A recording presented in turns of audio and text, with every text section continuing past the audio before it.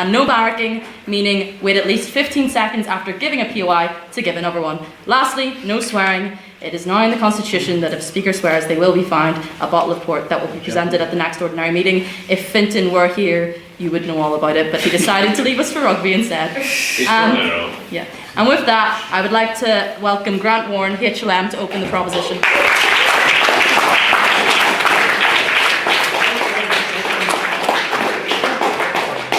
Thank you, Madam President. It's great to be back. It's been almost a year since I last spoke here, given I was in that god-awful place, France. Anyway, I want to begin tonight's debate by outlining what is meant by tonight's motion that this House regrets the left's embrace of identity politics. We in the proposition say identity politics as being of a contemporary nature. It's a term coined in the 1970s in a mission statement by a black socialist feminist group, the Combahee River Collective, and the term referred to a critique of a generalised female experience propagated by liberal feminists of the time. The argument held that greater differentiation and focus needed to be given to the specific experiences of black women in the discourses and messaging of political activism. The term identity politics has, of course, taken on a deeper, more charged meaning over time, with it now being associated with the terms woke or wokeism. That's the only time I'm using those during this entire debate. The problem with this distilled and simplified version of identity politics is that it fails to discuss identity politics in any real analytical sense. It reduces a very real political issue to a slogan which is often used by the right wing to abuse those on the left whom they disagree with. Our approach will define identity politics as the discussion of political action related to issues related in identity, particularly often marginalised or less recognised in political discourse, such as women, the LGBTQ+ community, immigrants and religious minorities. We in the proposition will be arguing that identity politics is a particular issue on the left for three broad reasons. Firstly, that identity politics has corrupted the focus of traditional left-wing activism, which is the advancement of and ultimately the emancipation of the working class. Point of information. Go ahead. Can you define working class and tell me how it is an identity in and of itself? Yeah. So in a sense, I take your point as you're basically saying the working class identity is a socially constructed identity. I'm not getting into particular things. My argument would be that being working class is an inherent value, and identities such as class, nationality have endured over time for various reasons. We can look into the sociological aspects of it, but I believe it's an identity that's endured because it imbues people with a certain degree of value, and I'll explain why class is an inseparable point, or the politics of class is inseparable from just fragmented identity. Secondly, we will focus that identity politics and its widespread institutional nature has had a negative impact on freedoms more generally, and thirdly, that identity politics break down bonds between social groups and make the formation of alliances more difficult, therefore making the ultimate emancipation of marginalised groups less practical and more difficult in and of itself. Of these main arguments, I'll focus on the impact of identity politics on our freedoms.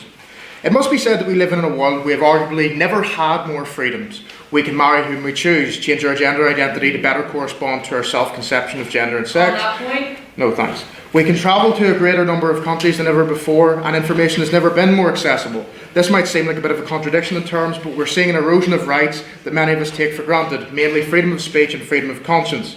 Identity politics is toxic to the kind of pluralistic society and diversity of opinion which allow liberal democracies to thrive. As the main feature of identity politics is political action imbued by subjective feeling, this effectively politicises everything as a never-ending series of social constructions. No thank you. Which are owed some degree of compensation from the state and from those who hold political power. And since political ideas and subjective feeling are inseparable under the model of conducting politics supported by practitioners of identity politics, this gives rise to the dreaded effect of cancel culture. Some in the opposition, potentially some people in this room, may just laugh off cancel culture as proper accountability being carried out against people who deserve it. They couldn't be more wrong. Cancel culture seeks to censor the views of people which someone somewhere has decided to be uncomfortable, offensive, or just outright inconvenient. This has seen people tarred with labels and takedowns performed on their entire characters because they hold an opinion which someone subjectively defined as offensive. These labels can be applied as racist, transphobic, homophobic, etc. This isn't to argue that some people aren't rightly held accountable for abuses of their position or for holding views which are indeed harmful, but it means that advocates of cancel culture can use a get-out-of-jail-free card and kind of make their way out of it, of ever engaging with opposing views regardless of how constructive they are. And these character attacks often work, with the police, for example, often calling at people's doors for harmful and for something they tweet that has offended someone down the line. We can condemn, no thank you, we can condemn views as harmful and unacceptable and hold them up as an example of something that society collectively abhors and condemns without seeking to use every institution or tool at our disposal to destroy people for holding a different view. Moreover, it is this institutional reaction to progressivist identity politics which has given rise to free speech being clamped down upon. Certain views are not deemed as acceptable in our media, for example. A wrong step will see someone lose opportunities to work or their livelihood, and some people do live in fear of saying the wrong thing, lest they too end up in cancel culture jail. I will give two examples to elucidate this point. Take Paul Embry, who was a member of the Fire Brigades Union National Executive prior to the 2016 Brexit referendum. He was removed from his position for attending a pro-Brexit rally with Nigel Farage. Noah Carroll, for example, in our universities. Noah Carroll was a fellow of St Edmund's College, Cambridge, who was removed from his position for calling the sociological consensus on race studies, quote, ethically suspect and methodologically flawed. His research was also in a letter signed by 500 other sociologists. His research was condemned for relying on evidence from individuals with, quote, extremist views. However, a follow-up investigation found that there was no irregularity in the initial appointments process and that Mr. Carroll's there was nothing undue in his initial appointment, hence why it raises the question of why he was removed. In this case, in terms of academic freedom, we must question, academic freedom is upheld by the principle of consensus, academics disagreeing with each other and posing counter-arguments. I think it's perfectly fine to strongly disagree with an academic paper or something that someone said or written. However, demanding that they lose their job over it is a whole other question. This is absolutely no way to conduct politics, as it turns democracy and society into a race to the bottom, a contest of who said what and intense policing of speech and views. This is woefully inadequate for the stability of our liberal democracy and actually creates a reactionary effect on the right wing, whereby arguably even more dangerous forms of identity politics emerge, such as aggressive ethno-nationalism. In summary, identity politics are bankrupt politics. It is the consequence of having no ideas of substance and a desire to squeak out of debates which may have real relevance to society and which may actually need to be worked through rather than the, quote, give me it and give me it now attitude of some identity politics advocates. This form of politics can spiral out of control and manifest itself in an ever more divisive democracy where paranoia and distrust rule because we do not have a consensual open basis for our democracy and the rights we enjoy because of it. In conclusion, I urge the House to vote vigorously with the proposition and regretting the left's embrace of identity politics. Thank you.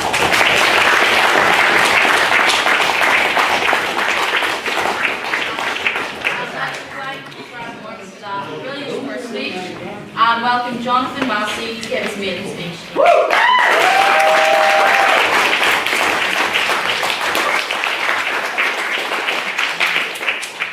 Thank you. I'm quite interested in the argument presented by the proposition here because I feel that it too closely and narrowly defines identity politics. After first defining it more broadly, his argument focused very squarely in on cancel culture and what would be called social identity politics. But identity politics is not just a social thing. Identity politics also takes the form of class, of nationality. These are also identities, and let us not get bound up in race, gender, sexuality, religion as the only forms of identity politics, important though they may be. Critics of identity politics will present identity politics as a deeply divisive thing, as something that polarizes people, sets them against each other and prevents discourse.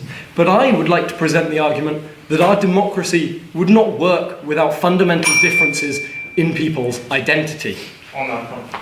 Oh, go ahead. So you're essentially saying that social identity is just another identity amongst class nationalities, but why for the last 3 centuries has nationality and class been the two enduring identities which have defined our politics, and why has that been such a successful basis on which to characterise our politics, and why is this more broken up identity politics? Why is that more suitable? Later on I'll point out why that's a deeply flawed that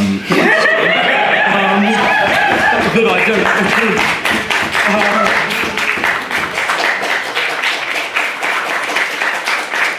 To return to the point at hand. Polarisation. People see democracy as two sides set against each other, the Tories and the Labour, the Democrats and the Republicans for the Americans. But democracy would not function without these differences of opinion. A majority, or at least a majority of opinion, is needed to effectively govern a country. If we look at countries such as Northern Ireland, which has this quite controversial system instalment, which has led to no government instalment, you can see that a majority is needed for a stable, functioning government. Without identity, how do people align themselves with movements? How do people vote? No, thank you. The erosion of identity is deeply harmful. We've seen it across the world. Where countries have tried to establish one identity, have tried to take identity out of politics, it has been met with terrible consequences. On that point. No, thank you. Let us look at the Nazi regime in Germany. Let us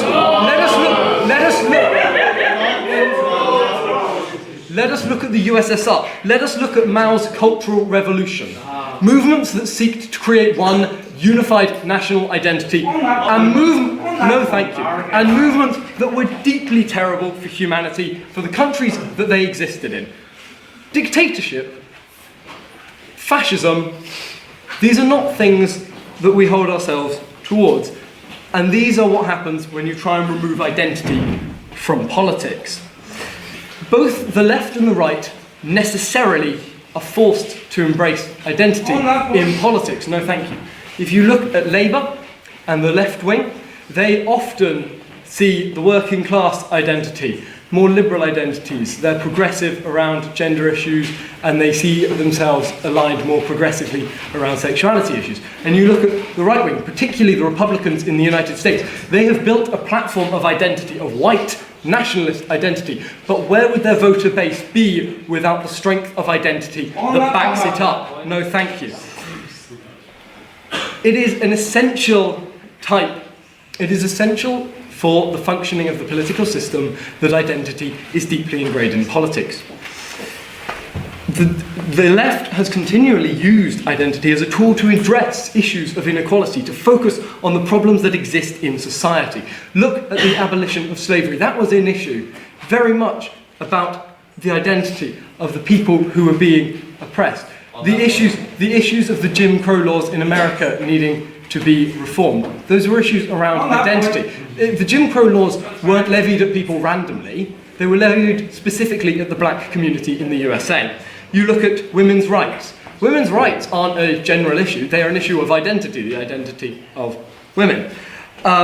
So fundamentally, these issues are very closely interlinked with identity and cannot be separated from identity. From the very conception of the concept of the left on the political spectrum, it has been about identity.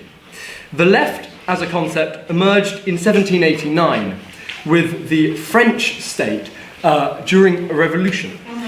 No, thank you. When the French reorganised their parliament.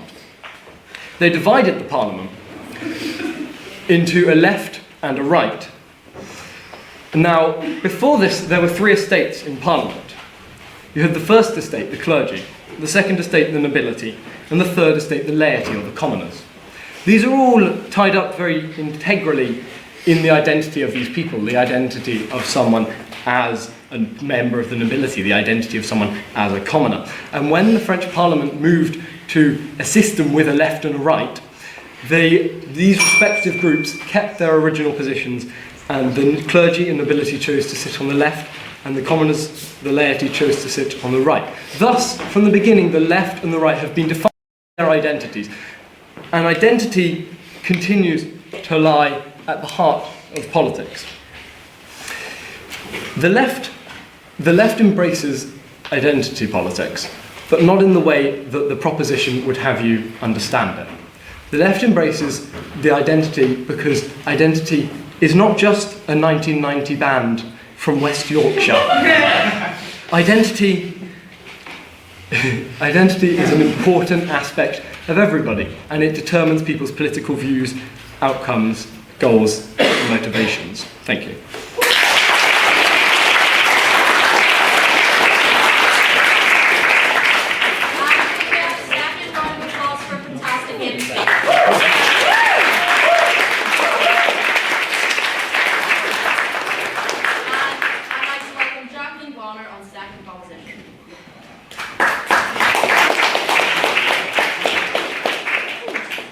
Apologies if I rushed through this a little. I drank a whole slushie before this began, so we're going to be doing some Eminem impersonations tonight. I'd first like to say that while the opposition has tried to argue that we are not seeing identity, we're advocating for some sort of system that refuses to help people of oppressed minorities, we would not say that at all. It's just that the way the left uses identity politics is not efficient or useful in modern politics. While the opposition may easily try to work this argument into an erasure debate, I beg to differ. Identity is always integral for the well-being of people, as seen in Maslow's triangle of self-actualization. However, that is no reason why an entire political wing should be justified in using identity as a carrot on a stick for so many of their policies. I believe the left has a severe criticism problem.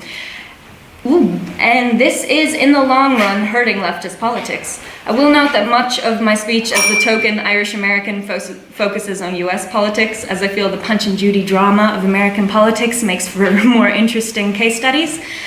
Of the many identities the left targets, hoping to advocate for, such as women's sexuality and gender minorities, people of color, many of their attempts miss the mark and fail to provide any sort of actual faith in the left's ability to follow through on what they're offering to these minorities. For example, the left claims to be the feminist side. Now, while I will admit the left lays claim to the usage of the word feminism, with many Republicans mocking the word and looking down upon women's rights activists, the actual matter of advancing women's interest has at least some nuance between political parties. On that point, Yeah? surely though it's more beneficial for women to have someone coming up from it as you say, actively mocking them and deriding them.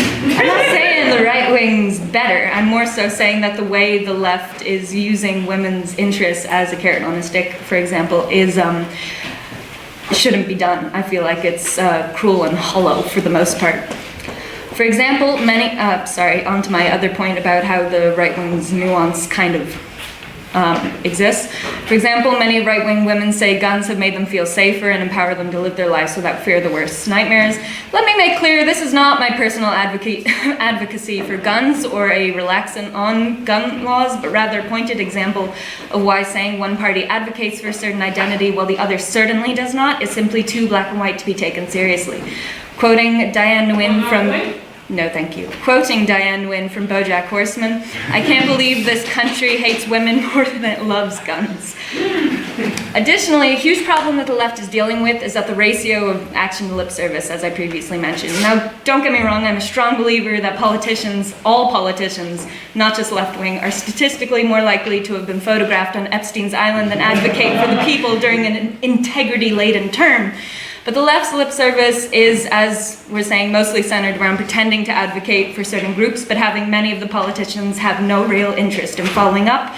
For example, the refusal of any of the Democratic majorities to codify Roe v. Wade since the fucking I'm already going. Since the 70s, leading to its, recent downfall, which is very prevalent right now. A post I saw on the internet kind of sums up how I feel about saying the left is more for the identities they're talking about. It was the one with 2 missiles, both of which no doubt are part of the US's outrageous attack in the Middle East. And one was a plain missile, no thank you, with Republican labeled on it, while the other one was by all accounts the same missile, but had many pro-identity symbols like pride flags on it, demonstrating the hollow hypocrisy of the left, if American Democrats can, in any circumstance, be called leftists. Yes?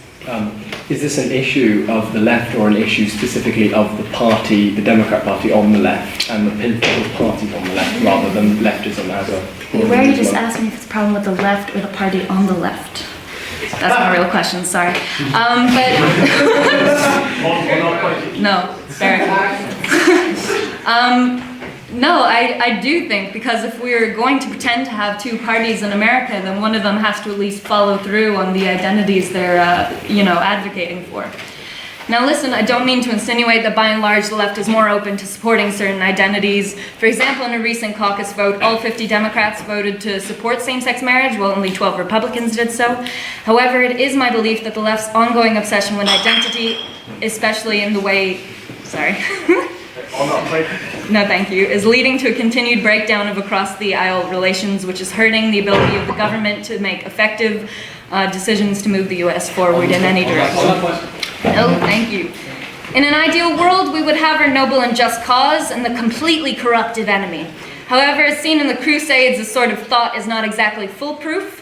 I truly believe that everyone in this room could find at least one thing to agree with every other person in the room. While he's not here, Luke McGuire and I like to shave our heads. And that is our one thing in common. Amen. Such is the beauty of realpolitik when you stop pretending identity is the only justification one needs for political views and political action. Additionally, I and many leftists I know have all expressed a feeling of condescension we experience when institutionalized left-leaning governing bodies attempt to appeal to our identities. No. It's the sort of thing of like every time Pride Month rolls around, you know, Joe Biden goes running around the White House with the rainbow flag, and it's like, didn't you vote against them in the 90s, Joe? What are you doing, you silly boy? No, thank you. Until the left manages to follow through on pandering to minorities with voting power, they will never be trusted or respected by said minorities for their use of identity politics. Please vote with the House. Thank you.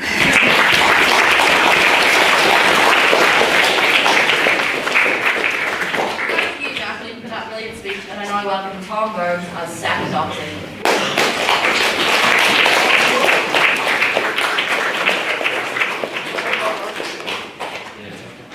Make this podium look.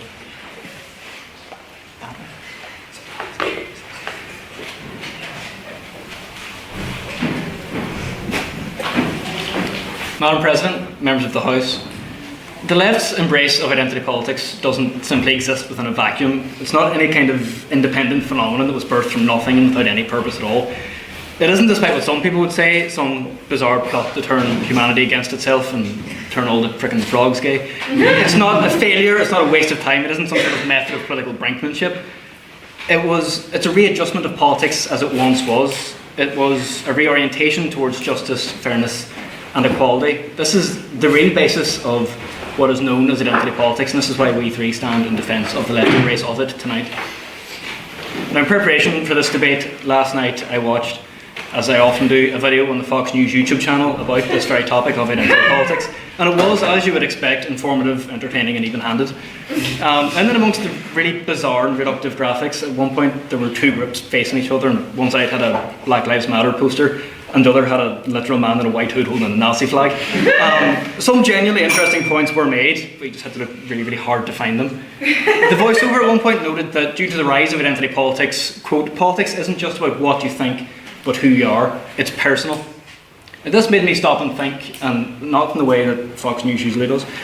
In their treatise against identity politics, America's largest news channel and one of the most conservative news channels wishes to depersonalise politics. To go back to the days where the person wasn't important, but simply what they thought. Sure.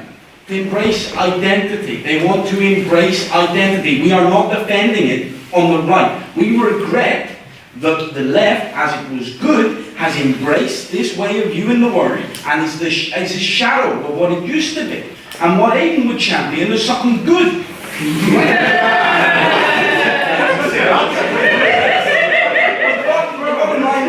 We're not defending on the right. I'd advise you, as I do nearly all the time, I advise you to actually argue with what we're saying and not what you wish we would say. You're the opposition, not the proposition.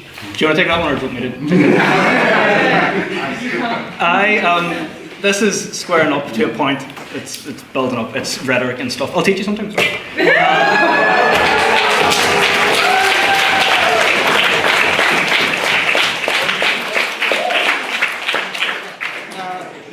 So if I can, I'd like to use that point to springboard on to a point that I had.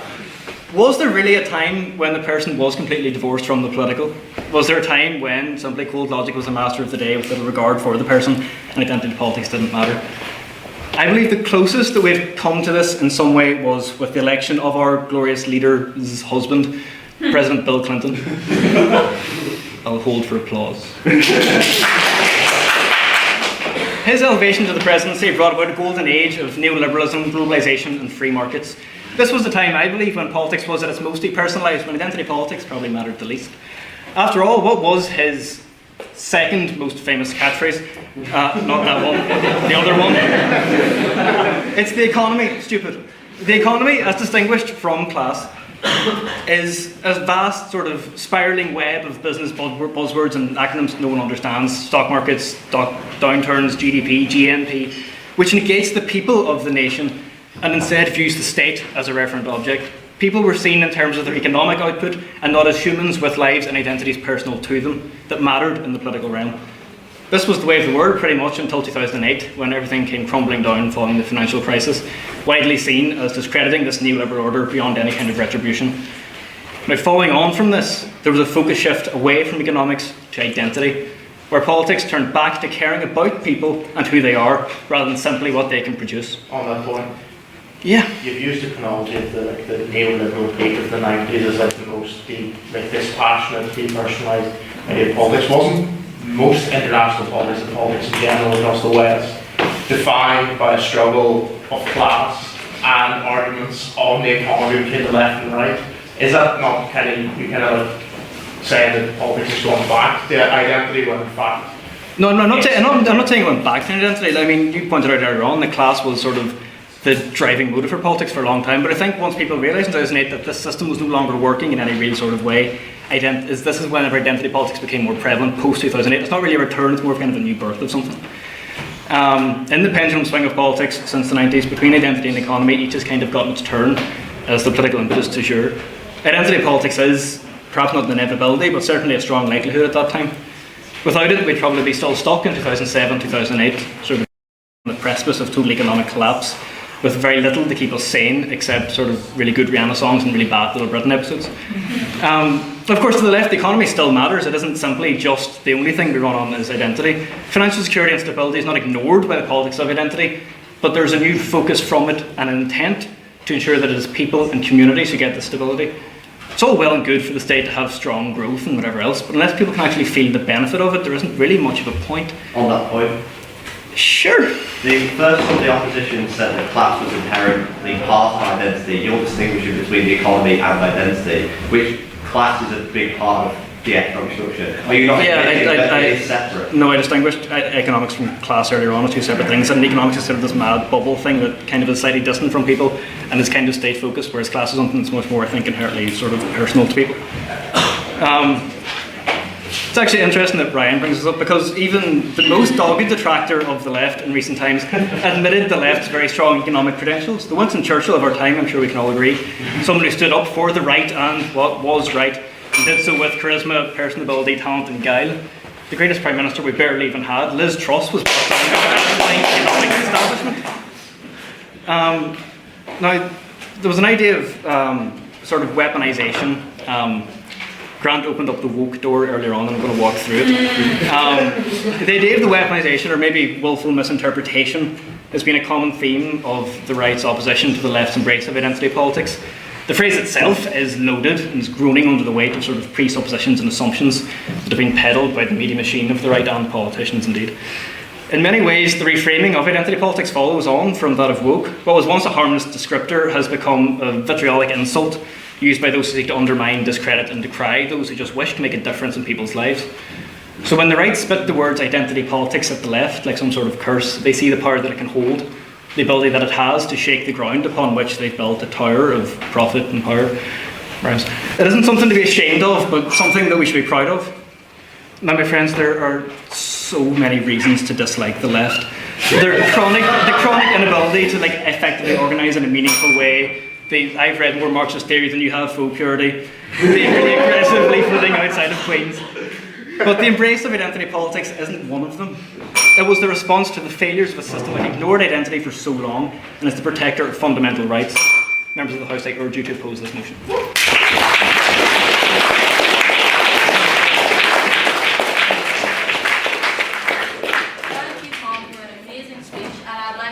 Present Emeritus Daniel McCormick, HLM.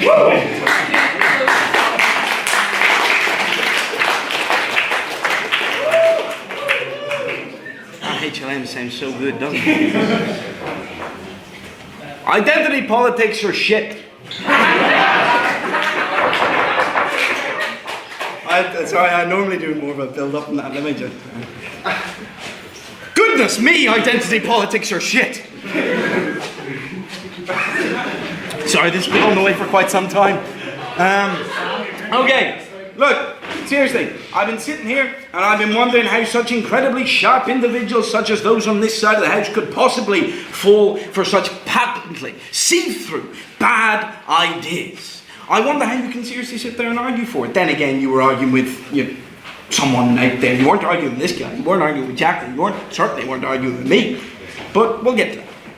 Look, it must be said, through ignorance or otherwise, it's ballsy to get up and try and sell such patently bad ideas to such an educated and bright group of people such as yourselves. Flattery will get you everywhere, huh? Look, I'm not here to argue in favour of dropping identity politics. I don't think that's the thing to do. I don't think that politics can separate from identity. I agree with you. And so do these guys. The thing that we're arguing against is the embrace of this particular set of ideas that are called identity politics. And I want you to think about tonight's thing as essentially our argument in favour of the left. We're not Ryan Hoey. We're not reverse Aidan Moran. We're not trying to sit here and argue that the right are brilliant, as Tom's brilliant speech was, talking about the embrace of identity politics on the right. It's a bad thing, and it's more the tragedy that the left, which has achieved so many good things that we all enjoy now, has been poisoned by this vitriolic, divisive ideology that only serves to breed hatred and eventually violence. I'll get to it. Look, I'm not going to get up here and say I'm a firm believer that when anyone is down, it's best to kick them. Because funny as that would be, I think it's bad when bad things happen. And as much as they're going to sit here and try and convince you that it's a binary choice between thinking that it's bad when bad things happen or agreeing with us, you must reject it. It's a false equivalency. It's fucking nonsense. Okay? We're all decent human beings and agree that people are valuable and must be treated with dignity and fairness. All we're saying is that identity politics is not the means by which that can be achieved full stop or most effectively. Sure. It was the prevalence of identity politics from around 2008 with a lot of the biggest social Start again. Since 2008, where most of the sort of social change had happened broadly across most of the West, it was the prevalence of identity politics that brought these about into the political mainstream that allowed them to become law. That's what this identity politics has enabled all of these. No, that's not identity politics. Identity politics is viewing things first through the lens of identity. That is the lens through which you look at the world, not the lens through which things are out.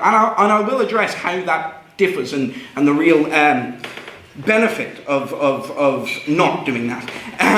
Look, I'm gonna name a good player of identity. I say good, a very prominent player of identity politics. A group of people who have embraced identity politics to its most extreme. The KKK. Now I dare any one of you in the room get up and defend their ideas. No takers? Nobody? Oh really? No. Look. You're not going to because they're an abhorrent group and their ideas are so far beyond the pale it'd be comical if it weren't for all their victims. So to fend this off, the world has sat round and gone, all of these people, they're a shower of bigoted cunts and we should ignore them. We should get rid of them insofar as we can. They're not invited into polite society. And again, who'll argue against it? It's right. It's the right thing to do. Anyone within reasonable opinion believes that. And that is an example in identity politics. It is an example of leading to that extreme that is hateful and violent. No, thank you. Think about the adoption of a set of ideas as going down a path, okay? Think about it as going down a path, and there's a thing at the end. When an ideology is put into power, you can begin to see those things move forward. With every campaign and engagement that goes through, you can see year on year that manifests more, and you take a step further down the path. Now, if we can see throughout history, as my colleagues have talked about, there is example upon example upon example of this being embraced. I'm not taking another POI. Of this being embraced by regimes that then leads to these regimes devolving into divisiveness, devolving into hatred, prejudice, and violence. No, you're not listening to me. You don't need to agree with any one of us where along this hypothetical path the modern left wing is. But identity politics is an ideology that has led to a destination that has unilaterally resulted in hatred, in divisiveness, in violence, in genocide on both the left and the right. So I ask you, why on earth should any good-natured, good faith political movement go down that path when you know what's at the end of it? Now, my two colleagues have talked about alternatives to pursuing the identity politics path, okay? And any number of those alternatives are what? You've got a kind of left-wing one, you've got a kind of right-wing one. Listen, you can disagree with either one of them, or both of them if you really like. We don't need to agree on the alternative that's suitable. We need to agree that an alternative is the thing to pursue. That's what we need to agree on. And so long as you agree on that, that this inevitable disaster looming at the end of the pursuit of identity politics is wrong, and it is bad for the left and the right. It is not conducive to anything but divisiveness and hatred, and I want to focus on the antidote. My pitch this evening is that their identity-first view of the world pales in comparison to putting any of our universal human virtues first. Dignity, fairness, tolerance, wisdom, and perhaps most relevant here, empathy, ladies and gentlemen, which is not exclusive to identity politics. Division and hatred, they're antithetical to such virtues, but they sure fit in well with identity politics. I think they're shit. Thank you very much for the proposition.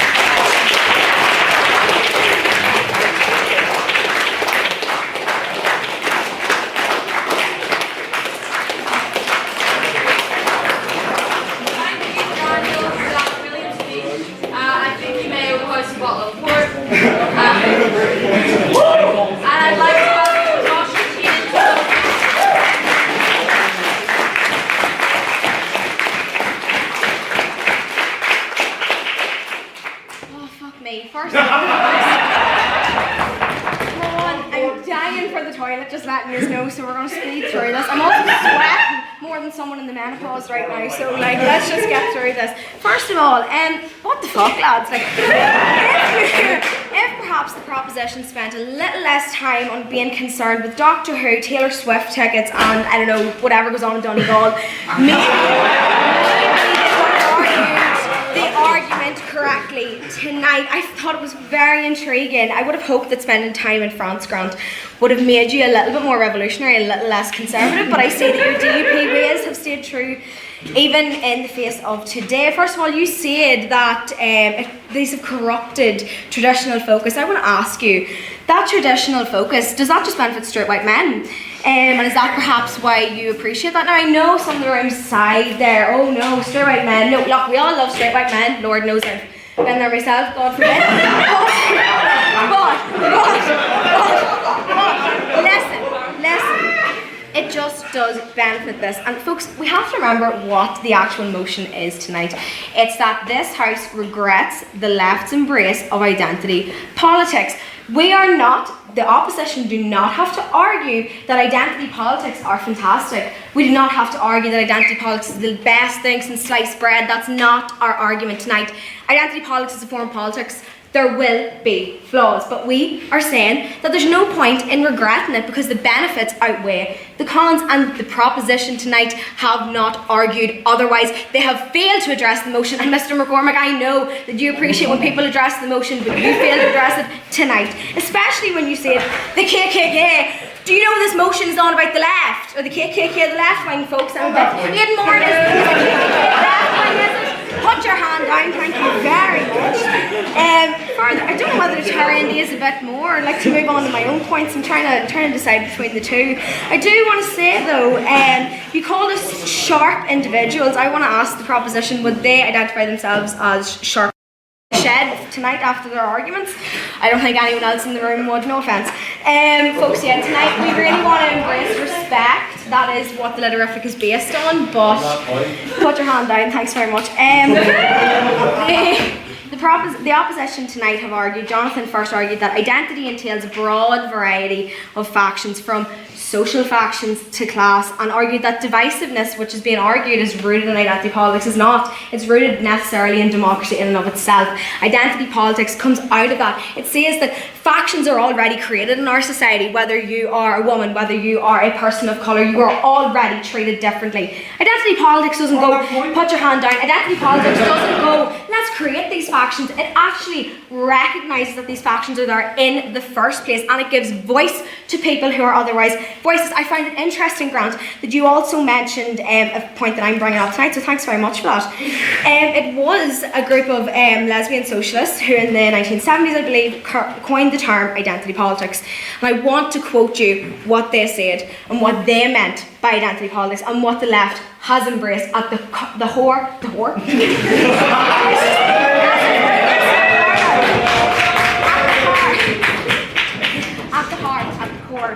of identity politics. And they said that we believe that the most profound and perhaps even the most radical politics come out of our own identity. We reject pedestals, queenhood, put your hand down, and walking 10 steps behind. To be recognised as human, levelly human, would be enough. Listen to that again, folks. To be recognised as human, levelly human, would be enough.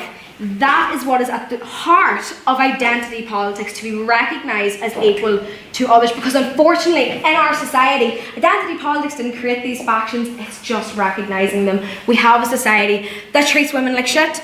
We have a society that treats black people like shit. We have a society that treats asylum people like shit. Okay, and identity politics gives people a voice and a forum. Put your hand down. Even our own SU embraces identity politics. Aidan Moore down there can attest to that fact. Folks, we have embraced, and there's no problem. There's no problem. The only problem arises whenever the right wing, and I'm not saying everyone over here is right wing, Grant definitely is. Mr. McCormick's a bit up in the air, and I think if I call Jacqueline right wing, she'll pop me up against the wall and shoot me. But we have, in the SU embrace identity politics, we have created these things called student associations. Plug in the Women's Student Association a little bit here, folks. Put your hand down. You don't even have. We've embraced these things because we recognise that we need to give voice to minority groups. We recognise that that is the solution in order to mobilise grassroots organisations. That is the key, and that is what's happened tonight. Tonight, instead, the proposition has demonised identity politics, and they haven't answered the fucking motion. Have you ever heard the phrase, put your hand down, have you ever heard the phrase, my grandma would be a bike if she only had wheels, right?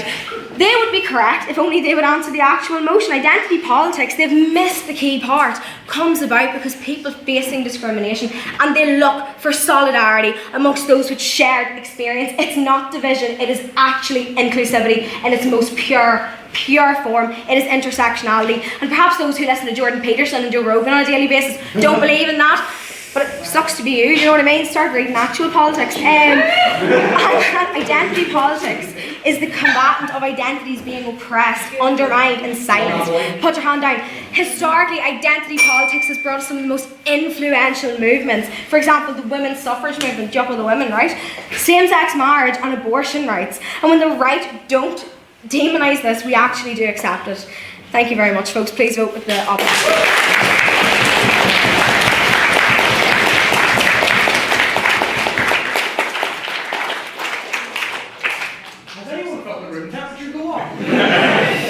Thank you, Roisin, for that brilliant speech. And that's actually Roisin's first in-house debate, so could we give her a second?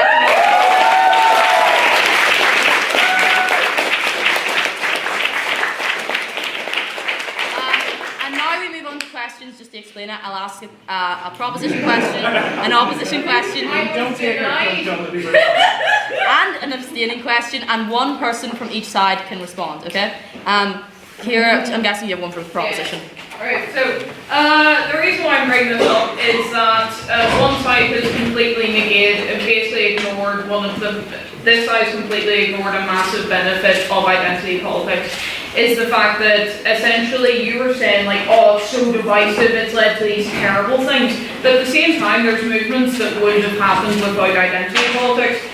One, like for example, like racial equality was, no one cared about it really, before that all happened. And Martin Luther King essentially brought black people together, brought black identity together, and used that as a driving force to get people to unite and get people to care and to get people to actually essentially go for the change that was necessary in getting all those sweeping changes. You've completely ignored the benefits and you basically cherry-picked extreme examples from the right, by the way, and basically gone, yes, it's all terrible. No, you have to compare the benefits versus, you have to compare, like, you have to say why it's worse. You can't just go, this terrible thing happened. No, why is it worse? Why is it better? Compare, please. Okay. In terms of your argument, okay, the movements moving forward, I would say fundamentally, if you look at something like the French Revolution, for example, fundamentally look at as and the values of that, Enlightenment values, I'd say, it's liberty. Okay, and what we're really talking about, broadly speaking, what we're really talking about is not identity politics, as in identity being like ingrained in politics in some way, shape, or form. We're saying that identity politics is a very particular set of ideas. It's a lens through which you look at the world, like Marxism, for example, which is a lens through which you look at the world. Identity politics in that way is putting identity paramount. And when you put identity paramount, you start to see divisiveness and hatred and all the things I was talking about. We're not ignoring the idea that identity has a place in politics. It was the first thing he said, she said it, and I said it. Compare. We don't need to. We don't need to. We don't need to. What we're saying is that identity politics in the modern conception of identity politics, we're actually arguing against because we get to set the notion or the motion for it. But beyond that is that the idea that identity politics in its modern form, which what we're arguing, as in somewhere from 1970 onwards, that's not what was the basis of all those perfectly phenomenal moves forward against injustice and oppression, which we condemn unequivocally. Opposition to respond? Unsurprisingly here, I agree with all of that. I'd say I wouldn't compare identity politics as a lens in the same way as you did to Marxism. Because you said yourself, identity politics can be used for the left and the right. Marxism doesn't really use that much by the right. Okay. Regardless of any of that, that's what I was making earlier on, is that a lot of the social change that came about sort of post-2008, 2010, 11 onwards perhaps, a lot of social change like sort of same-sex marriage in a lot of Western nations, abortion, sterilization and all the rest, came because of the left putting more of a prevalence on identity politics, identity issues, and as I said sort of before that, the Bill Clinton days, identity was less important. That's the point I was trying to make, is that the importance that the left put in identity politics in the modern age, post-1970 or whatever else, is when the most change happened and when an awful lot of good came into the world because of the prevalence that the left did put on these sorts of issues. Do we have a question for the opposition? Okay, here. Right, so you brought up a couple of examples of identity politics benefiting certain movements, like you mentioned the American Civil War, you mentioned the suffragettes. The thing is, you could argue that with these things, it wasn't entirely identity-based. Like the American Civil War, and a lot of it was economic-based. The American Civil War, most people in the North didn't actually, most of them were still quite racist, but they viewed the end of slavery as like an economic issue, not an issue of morality. And with the suffragettes, they gained a massive amount of momentum in their movement when during the war, most of the men were out fighting and they were working the jobs. They were actually being put in the workforce. So, and another one that wasn't brought up that I thought off the top of my head was the bus strike, where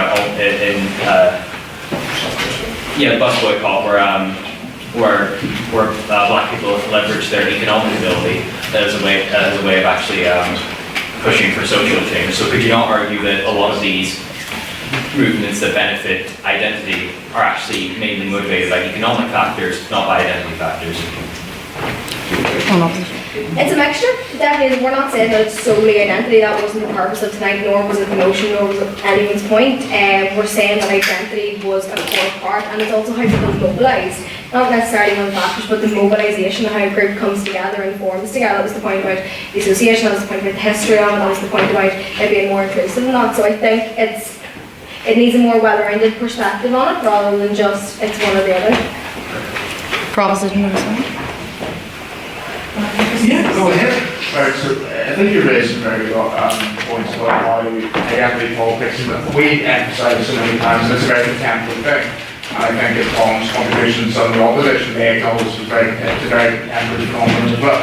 We didn't say at any point these causes, this social change has been brought about in which identity is a factor. We are trying to argue where identity is the primary factor of conducting politics. It leads to division, it leads to alienating potential people and allies, for example, and we would reject, for example, the opposition's arguments that the likes of marriage equality came about as just like this kind of tangential factors cause the kind of decline of the focus on economics and class issues. I would argue that, for example, if you take the feminist movement by the 1960s, well, there's largely a focus on women of a certain social class, for example, right? To this day, the left have not resolved those issues. They've not got full agreement on the class basis of feminism, for example. It is a focus, but they've not organised and focused enough and coalesced around a single idea of what intersectional feminism is in order to actually practically achieve change. So, in that case, we would argue that it causes too many divisions within social movements to actually practically attain their goals through policy making and rights, basically. And do we have an abstaining question? I'll go to Noah. I mean, the name of the political game is to get votes. People want more identity politics based stuff, so it's not smart for the left to actually embrace those issues to attract voters, seeing as the main goal of political parties to get votes. Proposition number first. It's not. The entire point is that their use of identity politics is not useful for advancing those issues. The left, in my case anyway, the Democrats, they're not using identity politics to help the voters that they're targeting. No, they're just using it for the Opposition to respond? Sure. If it works, we need to play it works. What else?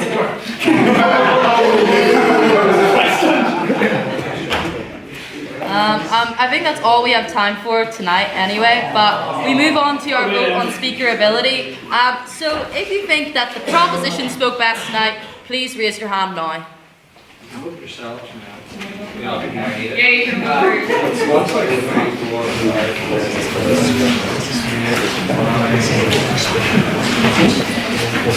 The 16th. Change your votes or And if you think that the opposition spoke best tonight, please raise your hand now. Oh, God.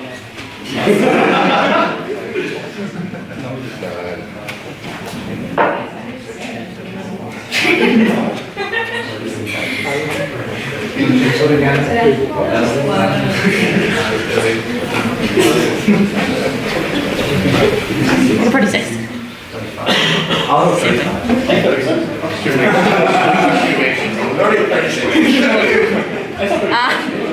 And if you would like to abstain, you think they both did bad or both did really well, please raise your hand now.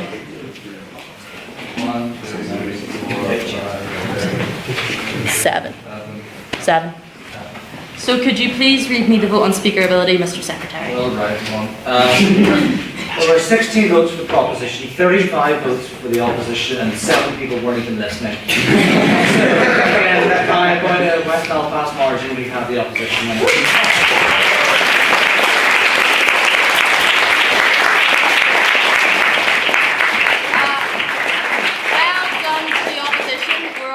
To Lavery's now. We have a room booked, so please go there. And could speakers come forward for a photo, please? And also next week's meeting, please come.